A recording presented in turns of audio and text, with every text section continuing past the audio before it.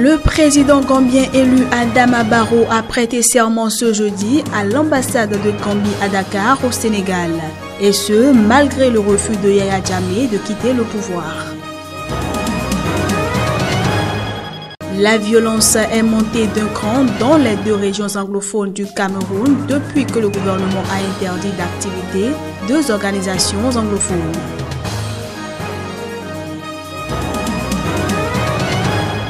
Et puis après un attentat suicide qui a visé ce mercredi des combattants de groupes armés signataires de l'accord de paix au Mali, le président Ibrahim Boubacar Keïta a rendu visite aux blessés à Gao.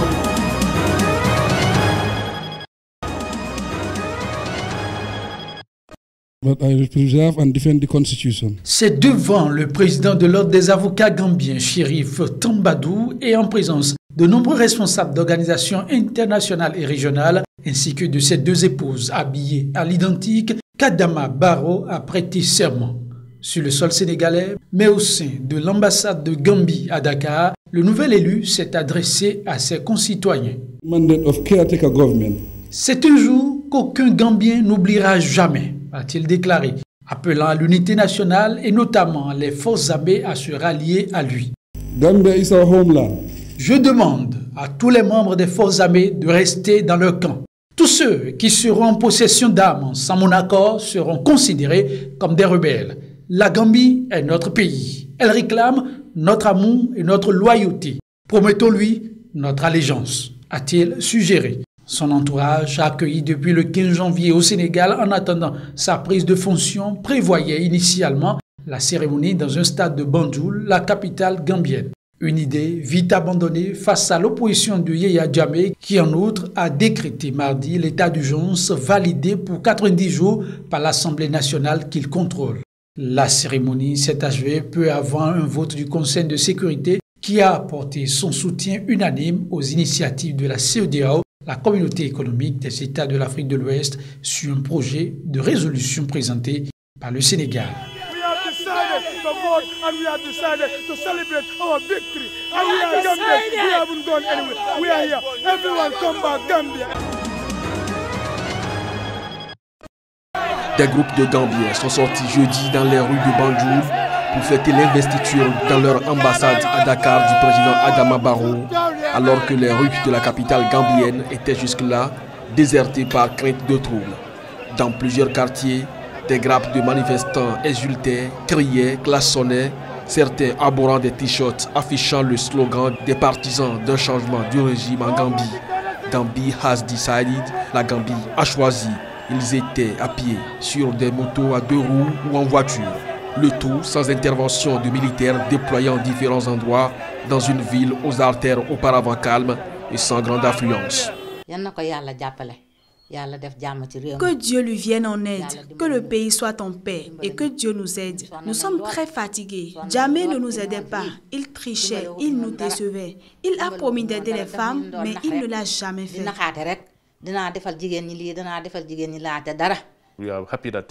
Nous sommes heureux de voir que nous avons un nouveau président, que c'est une nouvelle page qui s'écrit pour la Gambie. Nous avons assisté à ça et cette page de l'histoire ne sera jamais oubliée. Et je suis très fier d'en faire partie. Le calme dans les rues était lié à la crainte de troubles depuis que Yaya Jammeh a décrété mardi l'état d'urgence pour 90 jours et à la menace d'une intervention militaire.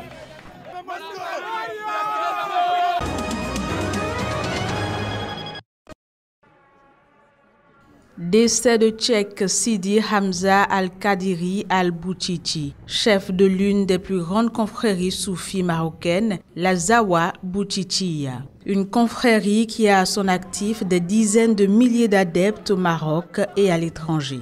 Âgé de 95 ans, Sidi Hamza est décédé à Oujda dans le nord-est du Maroc. L'homme était considéré comme un maître vivant par ses disciples et adulé pour sa sagesse et sa bonté. Descendant du prophète, il dirigeait la confrérie depuis 1972. Cheikh Sidi Hamza sera succédé par son fils aîné Sidi Jamal, qu'il a lui-même désigné de son vivant. Avec des centaines de millions d'adeptes dans le monde, il imprègne la culture populaire dans de nombreux pays, surtout au Maroc. Il est à noter que ces soldats, issus des ex-forces armées des Forces Nouvelles, FAFN, avaient été désignés pour participer à des opérations de sécurisation du processus de sortie de crise de 2007 à 2011. Durant toute cette période, ces soldats n'ont perçu ni prime, ni salaire, contrairement aux autres soldats. La question, c'est le retour au calme, le retour des militaires en caserne, la satisfaction, quand c'est justifié, des revendications qui, pour la plupart, d'ailleurs, étaient prévues par la loi de programmation militaire. Donc, un certain nombre de préoccupations concernant les conditions de vie des militaires, les revenus, le paiement des primes de mission et tout cela était prévu à être amélioré par la loi de programmation. Donc, c'est ce qui va être fait maintenant. La situation peut être alarmante, mais ils peuvent nous faire confiance. Nous travaillons toutes les heures pour que le calme revienne définitivement. C'est des vrais problèmes que nous avons avec un corps qui est très sensible, qui sont donc les forces de sécurité et de défense. Donc il faut aborder, comme le ministre de la Défense l'a dit, ces questions-là avec beaucoup de prudence, beaucoup d'attention. C'est ce que nous faisons. Il était venu en Italie pour étudier et par passion du football, mais il y a découvert l'exploitation des migrants dans les campagnes du Sud. Ivan Sagné, un jeune Camerounais, sera bientôt décoré pour avoir dénoncé cet esclavage moderne. Arrivé à Turin en 2007 avec un visa d'étudiant, ce diplômé en télécommunications a fait partie de la promotion d'une quarantaine de héros ordinaires nommés chevaliers de l'Ordre du Mérite par le président de la République italienne. Il doit recevoir la décoration dans les prochaines semaines pour son combat contre la caporalato, le système de recrutement et d'exploitation des ouvriers saisonniers contrôlé par la criminalité organisée. On partait à les 4h, 5h du matin, on rentrait à 20h, 21h, dans la soirée toujours. Et le premier jour, j'ai fait 4 caisses. 4 caisses, donc j'ai gagné, multiplié par 3,50 €, j'ai gagné 14 €. J'ai dit non, c'est pas comme ça c'est l'esclavage, ça c'est pas... Tu nous traites ici comme des animaux, ça. Pendant l'été 2011, il a pris la tête d'un soulèvement collectif dans la région des Pouilles contre ce dispositif qui sévit en Italie depuis des décennies. Raison pour laquelle sa vie est aujourd'hui encore menacée. On a fait environ 1 mois de grève. Et la difficulté qu'on a eue, disons, le parcours, c'est alors les menaces de mort. Parce que c'est un système que tous connaissent, hein, ils font semblant de la police, les sociétés, l'État, la commune, le maire, tous connaissent. L'autre résultat qui est le plus important selon nous, c'est que la magistrature, on a dénoncé les caporales et les employeurs, les agriculteurs. La magistrature a fait une enquête qui a porté à l'arrestation de 16 personnes. Sur le terrain, toutefois, la réalité n'évolue que lentement. Ivan Sagné n'a pas abandonné la lutte, même si elle a pris d'autres formes, comme le syndicalisme ou l'écriture. Le gouvernement camerounais a interdit d'activité le Soufen Cameroun's National Council et le Cameroun Anglophone Civil Society Consortium, 2 organisations anglophones. Dans un décret lu sur la radio d'État par le ministre de l'Administration territoriale et de la décentralisation, René Emmanuel Sadi, toute activité, réunion et manifestation lancées ou soutenues par ces 2 organisations sont interdites. Ce qui a engendré un bras de fer entre le pouvoir et cette minorité linguistique qui est mobilisée depuis 2 mois, s'estimant marginalisée par la majorité francophone. La grogne a gagné les zones anglophones depuis plusieurs semaines. Ainsi, favorable à l'instauration de 2 États fédérés, le Cameroun Anglophone Civil Society Consortium a lancé un appel à des journées villes mortes dans les régions anglophones qui sont largement suivies depuis ce lundi. Nous attendons que le chef de l'État résolve ce problème. On a suspendu Internet dans tout le sud-ouest du Cameroun. On ne peut pas faire des affaires et notre pays est perturbé. in and out of the country, so it's really disturbing. It's true that they have given us promises that they will solve the problem. C'est vrai que les autorités ont promis de résoudre le problème, mais on ne peut pas retourner à l'école sur la base des promesses. On a besoin de choses concrètes pour retourner à l'école.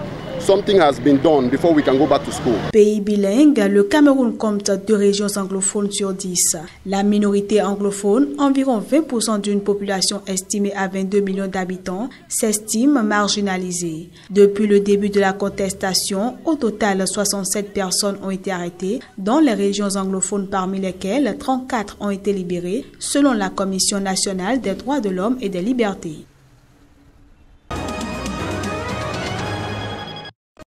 Le chef de l'État malien Ibrahim Boubacar Keïta s'est rendu jeudi à Gao afin de rendre visite aux blessés, aux familles des victimes à l'hôpital, à la suite de l'attentat suicide qui a visé mercredi des combattants de groupes armés signataires de l'accord de paix au Mali.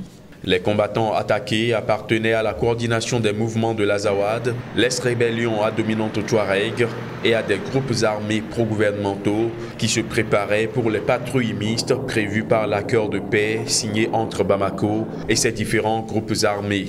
Le président malien, qui s'est également rendu au camp frappé par l'attaque, a annoncé un deuil national de 3 jours. Ces jeunes gens, à la fleur de l'âge, lâchement fauchés, alors qu'ils étaient en regroupement pour servir leurs compatriotes et la paix. Cela ne peut que provoquer de la révolte. Beaucoup ont trouvé le courage de me sourire, de lever le poing.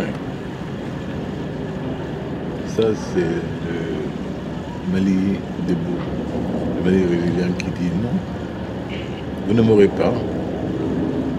Vous ne me vaincrez pas, vous ne m'abattrez pas, je vous vaincrai, comme je l'ai dit. L'attentat a fait au moins 70 morts selon un nouveau bilan obtenu jeudi de sources médicales. Un bilan qui risque de s'alourdir en raison du grand nombre de blessés évacués mercredi soir vers Bamako. Cet attentat, le plus meurtrier de l'histoire récente du Mali, a été revendiqué par le groupe du djihadiste algérien Mokhtar Belmokhtar, rallié à AQMI, Al-Qaïda au Maghreb islamique.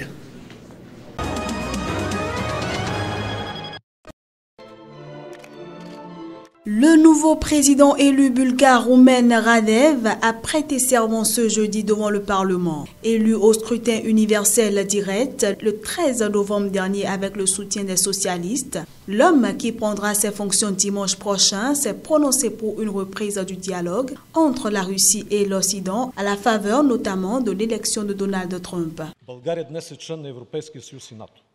La Bulgarie est désormais un membre de l'Union européenne et de l'OTAN. L'adhésion à ces 2 alliances est un choix stratégique qui ne doit pas être questionné. Il est basé sur des valeurs et responsabilités communes que nous partageons avec nos partenaires.